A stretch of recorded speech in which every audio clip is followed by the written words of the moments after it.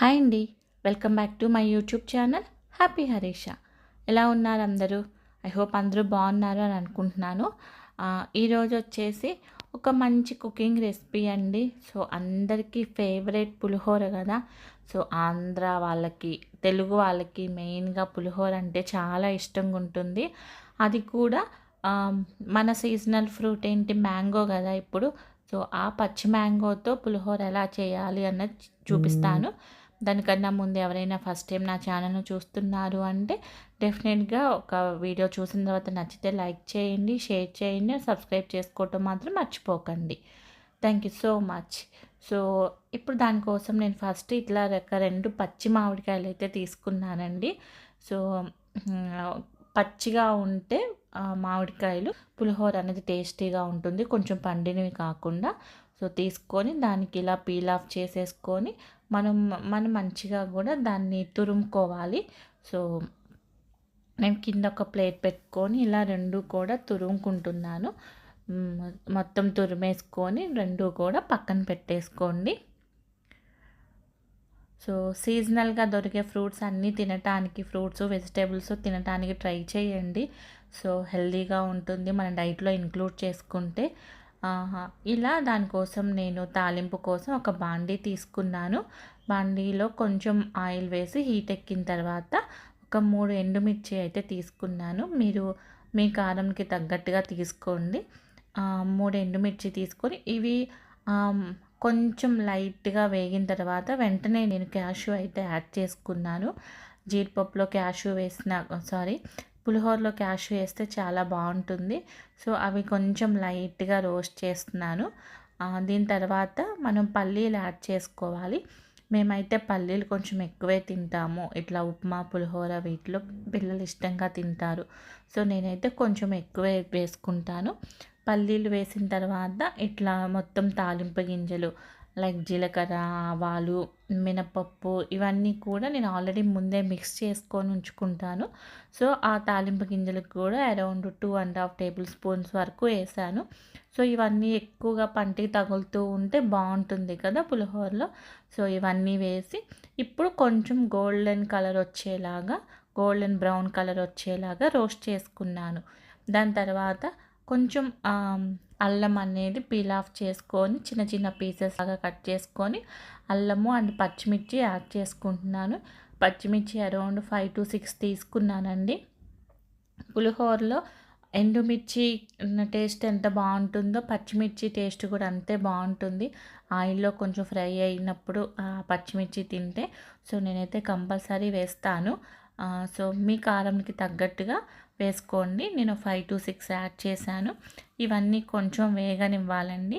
వేగిన తర్వాత శుభ్రంగా కడుక్కున్న కరివేపాకు యాడ్ చేసుకోండి, కర్రీ లీవ్స్ అన్నది. సో నేను ఇప్పుడు కరివేపాకు అయితే యాడ్ చేసుకొని మళ్ళీ మొత్తం ఈవెన్గా ఒకసారి అయితే తిప్పుకుంటున్నాను. సో చూడండి కొంచెం చిటపట అని తాలింపు వేగుతుంది కదా. సో దీని తర్వాత నేను దీనిలో ఇంగువ వేసుకుంటున్నాను. సో తాలింపుల్లో ఇంగువ టేస్ట్ చాలా బాగుంటుంది కదా. సో కొంచెం సిమ్లో పెట్టేసుకొని మరి హై ఫ్లేమ్లో కాకుండా లో ఫ్లేమ్లో అన్నది నేను ఇంగువ అయితే యాడ్ చేసుకున్నాను. ఇవన్నీ కూడా ఫ్రై అయిపోయాయి. ఇప్పుడు నేను ఆల్రెడీ ముందే తురిమి పెట్టుకున్న ఇవి మామిడికాయ తురుము కూడా వేస్తున్నాను.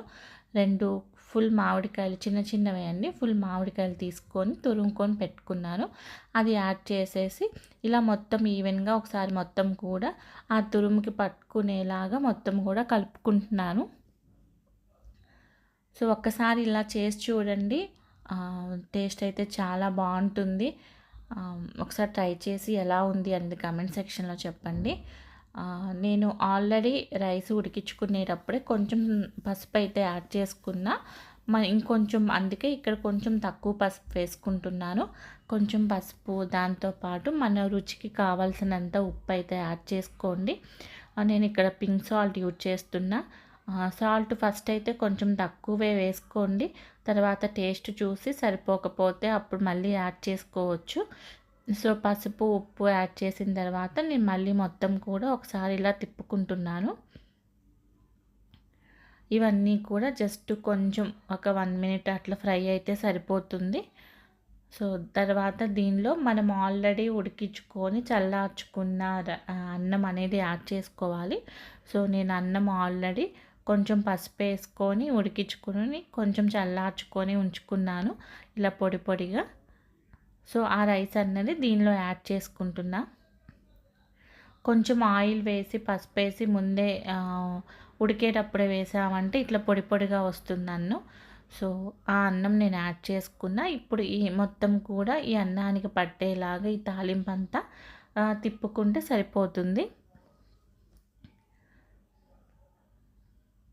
సో చూడండి మంచి కలర్ఫుల్గా ఉంది కదా మన టేస్టీ టేస్టీ పులిహోర, మ్యాంగో పులిహోర. సో నేను మళ్ళీ ఒకసారి మొత్తం కూడా నీట్గా తిప్పుకుంటున్నాను. సో ఎండుమిర్చి అట్లా పైకి వచ్చేలాగా మీరు కావాలి అంటే దీనిలో కొత్తిమీరతో కూడా గార్నిష్ చేసుకోవచ్చు. నేనైతే కొత్తిమీర వేసుకోలేదు. నేను ఒక్కసారి అయితే సాల్ట్ చెక్ చేసుకుంటున్నాను సరిపోయిందా లేదా అని. నేను మ్యాక్సిమం సాల్ట్ అయితే ఫస్ట్ తక్కువ వేస్తాను, చెక్ చేసుకొని లాస్ట్లో అవసరమైన దాన్ని బట్టి యాడ్ చేసుకుంటాను. సో అంతే అండి, మన టేస్టీ మామిడికాయ పులిహోర అయితే రెడీ అయిపోయింది.